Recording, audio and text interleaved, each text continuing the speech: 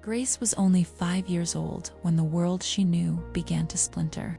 After her parents separated, she and her older brother were sent to live with relatives, a move that meant to provide a temporary bridge to stability. It was supposed to be a sanctuary, a place where the confusing noise of her parents' partying would be replaced by the quiet safety of family. But for Grace, the silence that followed wasn't peaceful. It was heavy with a secret she was too young to even name. The betrayal came from within the house, from someone the family held in high regard. Her older cousin Renz began to weave a web of fear around her. It started subtly, masked by the trusted role of a protector, but over the years the shadow grew longer and darker. Grace lived in a state of invisible captivity, convinced that her voice was too small to carry against the charm and influence of her cousin. For years she carried the weight of his actions as if they were her own shame. Everything shifted when Grace turned 13.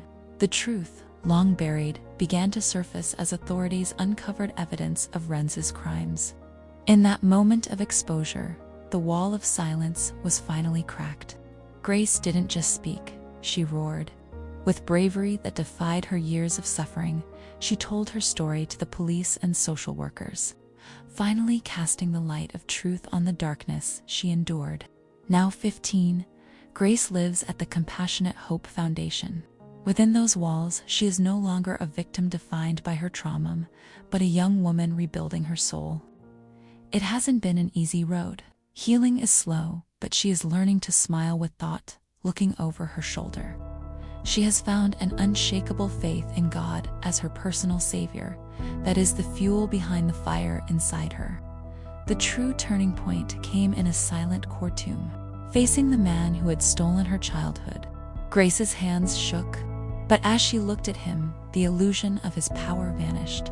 She didn't see a monster, she saw a coward stripped of his mask. "This is not my shame," she declared, her voice steadying with every word. "It's his. I am not broken. I am still here." Today, Grace looks toward a horizon that is no longer gray. At the Compassionate Hope Foundation, she is surrounded by a community that sees her strength. She speaks of the future with brightness that is nothing short of miraculous. She dreams of one day designing buildings, vast open spaces where people can feel secure and inspired. She also wants to paint. To express on canvas was vibrant emotions she once had to keep locked away. Grace knows now that while her past was defined by what was taken, her future will be defined by what she creates. Guided by her trust in Jesus and held by hope, she is no longer just a survivor. She is an architect of her own destiny.